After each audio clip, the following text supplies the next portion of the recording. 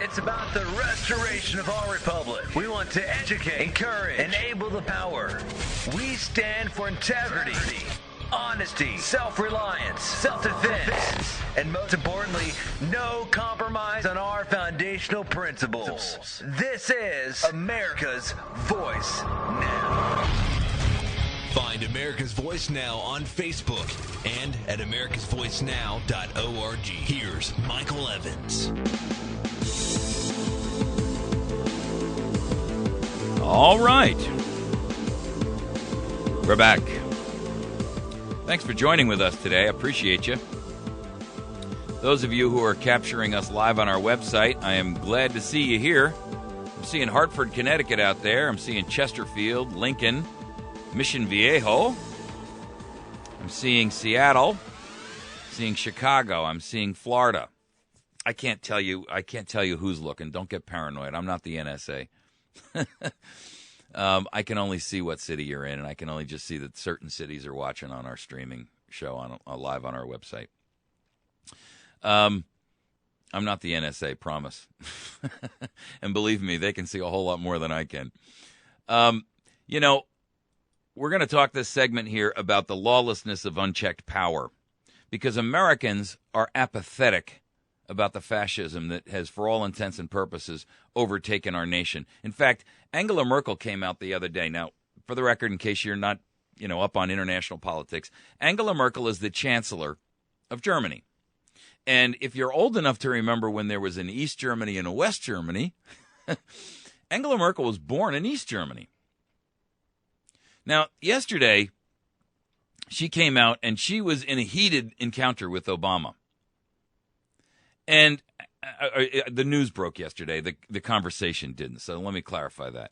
But she's furious about the revelations of our, NSA spying on international, and including her mobile phone, her personal mobile phone. And in an angry exchange with Obama, she actually compared the practices of what the NSA is doing to the Stasi. Now, if you don't know who the Stasi is, this was the all-powerful secret police that was in the communist dictatorial side on East Germany. And she grew up there. So let me tell you, if anybody ought to know, it would be Angela Merkel. I think it's actually Angela. The truth of the matter is that what we've seen lately with the NSA is so far out of control, folks. I mean, I've talked to you the other day about this piece that they did on 60 Minutes and what a whitewash it was. This was pure, unmitigated, unfiltered propaganda. And now the truth is out. I posted an article up yesterday about it on our Facebook and YouTube and in the stories I did yesterday and on our website. But what you have to recognize is that we are literally living now in a time when most Americans are unwilling to accept the concept and the knowledge that we are living in fascism. And their apathy is causing its rise to grow at an even faster rate than it would if anyone was cognizant, I guess, is recognizing or cognizant of what's going on around us. I mean, for Merkel to come out and make a statement like that is pretty incredible. She told, further, she told Obama that not only was it bad enough that we're acting like the Stasi secret police, but that we're bumbling, Inspector Clouseaus about it. Because we can't even safeguard the information we're capturing on everybody else. Evidenced by what? Edward Snowden.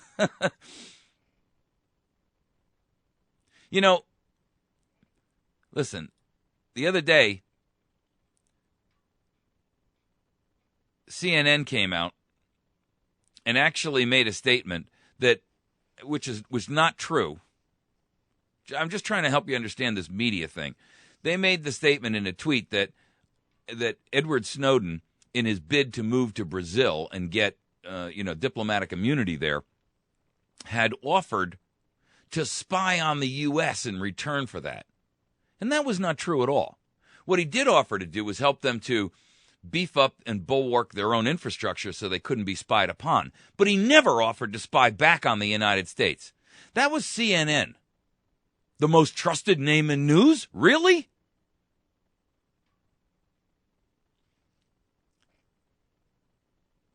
I talked yesterday about the judge on Monday who has ruled that the NSA spying is a Fourth Amendment violation.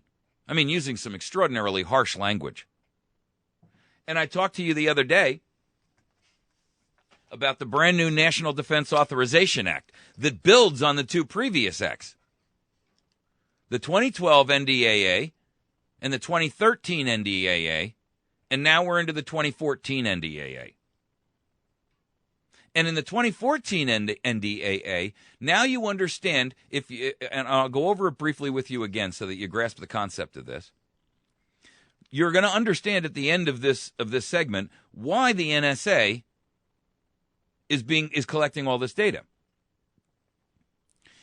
I've said to you before that this is a records database that is being built so that people can be profiled, they can be compartmentalized, they can determine who's on their side, who's against them. And, as evidenced by the attorney yesterday in his comments, in which he said, right after he filed this lawsuit against the NSA, suddenly emails started appearing in his account he had not created. And the people he was representing were getting texts from their dead son. And his belief was that it was the NSA saying to him, listen, we're just showing you what our capabilities are.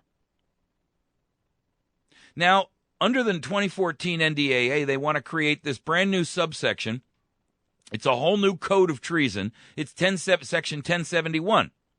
And it incorporates the idea that they can build this conflict records research center. And it will establish a digital research database, including translations, to facilitate research and analysis of records. And remember now, under the 2012 NDAA, which authorized indefinite detention of Americans and classified the entire planet and all land and sea on it as the new battlefield on the global war on terror, the United States is now part of that battlefield, right? Domestically, the United States and every inch of ground in the nation is part of the battlefield, the battleground on the war on terror. And so you got to keep that in mind when you read these documents, because what it does is it just solidifies and stands upon the shoulders of previous tyrannies. So they're going to establish this digital record database that can capture records and analyze records from countries, organizations, and, listen to this one, individuals. Individuals meaning whom? You, me, all of us. Now or once hostile to the United States, with rigid adherence to academic freedom and integrity. So let's analyze what does now or once hostile to the United States mean? Well, you got to revert back to the 2012 NDAA, where they said any kind of a belligerent act. Well, they didn't define what a belligerent act is. So is a belligerent act merely an act where you're a protester and you're standing there and the police barricade is up there and the police officer tells you to back up and you give him the finger, or you spit on the sidewalk, or you refuse? Is that a belligerent act? We don't know. Is speaking out like I'm doing right now considered a belligerent act? Is writing an article that would be considered to be derogatory towards the administration or towards the president directly or towards Congress or towards the judiciary, is that a belligerent act? We don't know. What constitutes a belligerent act? Well, here's the rub. Under the 2012 NDAA, you can't even get to court to find out, because first and foremost, you have to be charged with that belligerent act, and then you can be held in indefinite detention. Meanwhile, your habeas corpus rights to access to an attorney and access to counsel and access to the court system, habeas corpus means free the body, right? You can't even file a habeas corpus brief in court and say, you got to tell me at least what I'm held for. And they say, you're held for a belligerent act. What was the act? We're not telling you. Okay, then give me to a judge so that the judge can ask you and determine whether it was truly a belligerent act. No. Do you understand the circle jerk here? I mean, you are completely wrapped up in this circle that there is no escape from. You're like a rat trapped in a round room. There's no way out.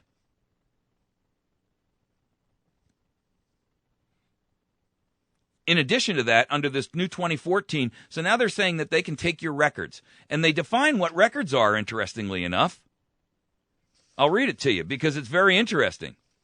The records are a captured record. Here's how they define it. The term captured record means a, quote, and you got to hear this, folks, because I'm telling you, this is some dangerous stuff we're floating down the river here. A document, email, anything you've ever written, piece of mail that you received, anything, document. Audio file. Well, this recording would be one. An audio file would also be a recorded telephone call that you had, home or mobile. Or, by the way, surveillance cameras like they were putting up in Seattle, which are capturing conversations of and surveilling conversations of people literally walking down the street.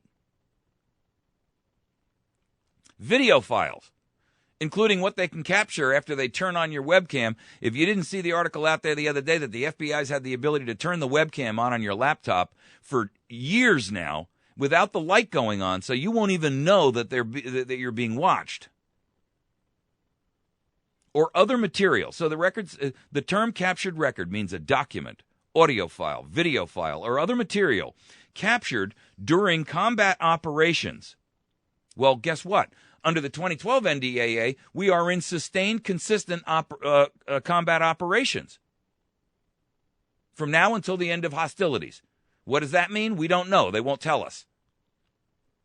And this captured record, document, audio, video, or other material captured during combat operations from countries, organizations, or, here it comes again, individuals, now or once hostile to the United States. You got to be flipping kidding me.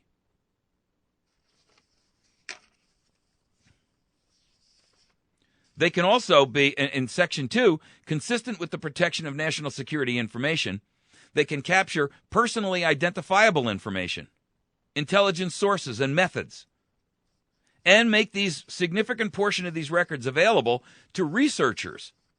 Who are they? Oh, it gets even uglier.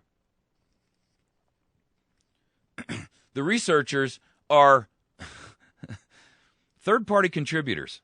I'm telling you, if you haven't heard yet about the 2014 NDAA, this alone should be cause for Americans to stand in front of Washington with pitchforks and torches and demanding the emergence of the monster.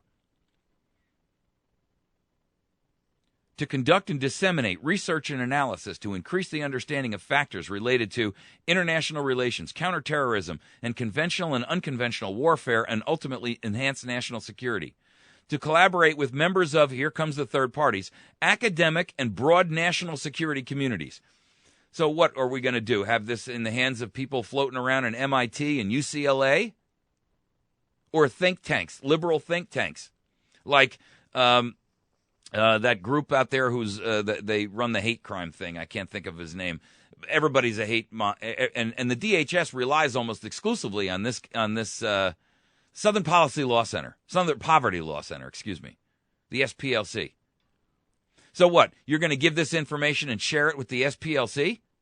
Where's his security clearance? To conduct under international relations, to collaborate with members of academic and broad national security communities. Broad tells you right off the bat that this thing is going to be wide as the sea is long. Both domestic and international. Aha. So now we get an inkling of it. Here it comes. Here's what happens, and I'm going to talk about this in our last segment, which is General Vallely, Confront Tyranny or Else. There is an organization out there, and if you haven't read the article from Mr. Binney, in which he talks about Five Eyes, it's the United States and the UK and Australia and New Zealand and I've forgotten the fifth. But essentially, here's the deal. We take the information that we gather on Americans, we give it over to them, they go through it and clean it up and make sure that it's what we want, and then they send it back to us, and then we can say, well, we didn't spy on Americans. That came from somebody else. It's all legalese. This is Bill Clinton's school of legalese, ladies and gentlemen.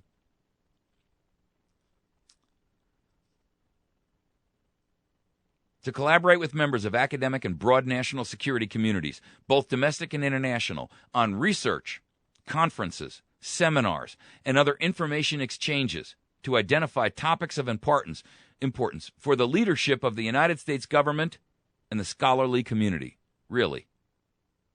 For the leadership of the United States government. Not for the benefit of the people. The Secretary of Defense shall seek the concurrence of the Director of National Security to the extent the efforts and the activities of the Center involve the entities referred to in Section B4, which is these collaborating entities. See, the problem is that what you've got here is we're basically allowing these people, through this 2014 NDAA, to take all of this data that they've been siphoning and vacuuming up on Americans and international individuals and corporations and groups and organizations and governments and blah, blah, blah, blah, blah. And they're going to compartmentalize it. Then they're going to siphon it off to foreign governments where they are prohibited constitutionally from manipulating it. Then they'll get it back in its refined and laundered version. And that's what it is, ladies and gentlemen. They are laundering, instead of money, data. Now, there's been numerous articles out there about how the NSA has been utilizing and giving this information to drug enforcement agencies and law enforcement agencies here in the United States.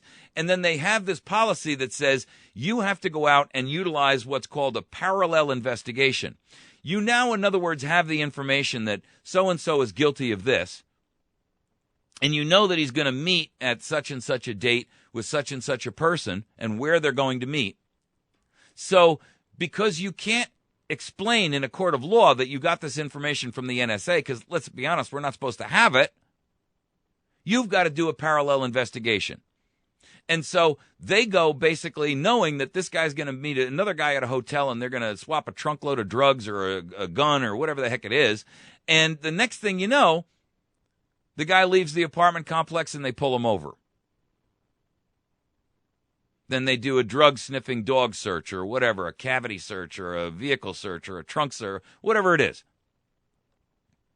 Now, the truth of the matter is, you know, if they're doing that now secretly, and they've been doing it now, folks, for years, at some point it will become de rigueur, the normal average course of the day. And it won't be limited then only to those areas where the average American would say, well, good, I just want those drugs off the street, or I just want those guns off the street, or I just don't, you know, I don't want people doing those things. The truth of the matter is, ladies and gentlemen, is we have absolutely lost control of our nation. We've lost control of our government, and we are now living in this apathetic state that's refusing to recognize that we have allowed this to descend rapidly into fascism. Fascism is defined as a cojoining or a conjoining of corporatism and government. Why corporatism, you say? Well, what is that? How does that define fascism? Well, because corporations have basically bought and sold our Congress. They own them. And all the laws that come out of Congress now are specifically and almost exclusively beneficial to some organization or special interest in some way, shape, or form. But they are definitely not passed for the benefit of America as a whole, as a nation, the people in the country who make up the country. And you have no say. The only time you have a say is when they give you the impression that you're actually choosing them. That, ladies and gentlemen, you know, Mussolini, I've heard this attributed to Mussolini and others, but he was pretty much famously attributed with the old phrase that that fascism is capitalism in decline. In other words, capitalism, in order to further its own greed, begins to bribe lawmakers. Those lawmakers sell their souls and make their deal with the devil, and then at some point in time, the due comes. The corporations say, you have to pass this law for our benefit to continue our growth and development and our greed. the people rise up and say, wait a second, that's not for us. Why are you doing that? You're supposed to represent us, not a special interest called IBM or Monsanto or Microsoft or Google or Pickett. So what happens? Corporations say to the Congress people, listen, we already paid you to do this, and you're going to do it. And Congress becomes what? A police force forcing the unthinkable on the populace to meet the obligations which they've already been paid for. They become nothing more than the hired gun, the enforcer, the thugocracy of corporatism.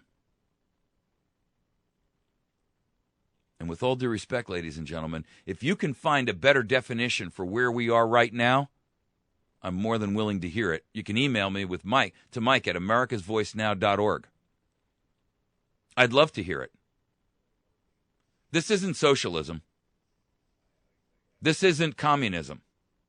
This is fascism. And fascism has an angle to it, an edge to it, that even communism doesn't have.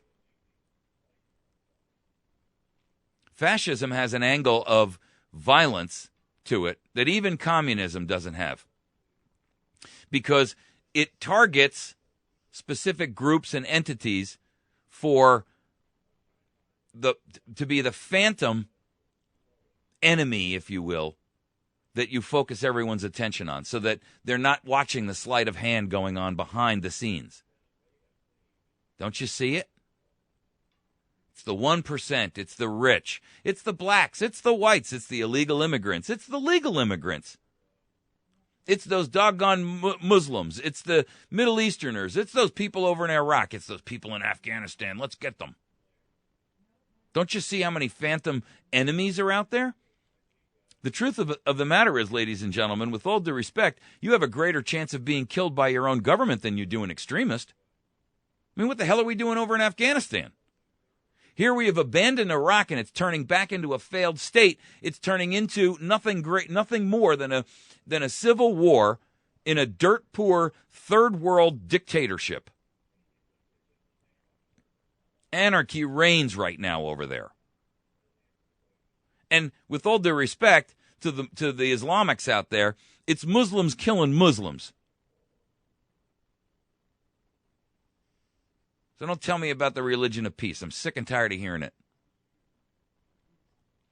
The truth of the matter is, everybody just wants power. Everybody's got a Hitler complex. Everybody's got a little dictatorial complex, and it goes all the way down to the local county commissioner and the city council member in your town or city or village. All the way up to the President of the United States. The number one abuser of our Constitution. The one guy who's supposed to be constitutionally oath-bound to uphold it and execute and faithfully follow those laws is the number one rule breaker. You gotta be kidding me, America. What has happened to this nation? You're listening to America's Voice. We're going to take a break. We come back, I'm going to talk to you about General Vallely. He's got a great article out there on WorldNet Daily today, and it's a very, very important one. There are a number of people that are talking about different ways to try to migrate things, but I got to tell you, however you look at it, we're rapidly running out of time to do something. And I don't care which way you look at it, if we allow this tyrannical centralized rule to continue without action, we're sunk. Find us at americasvoicenow.org. We'll be right back.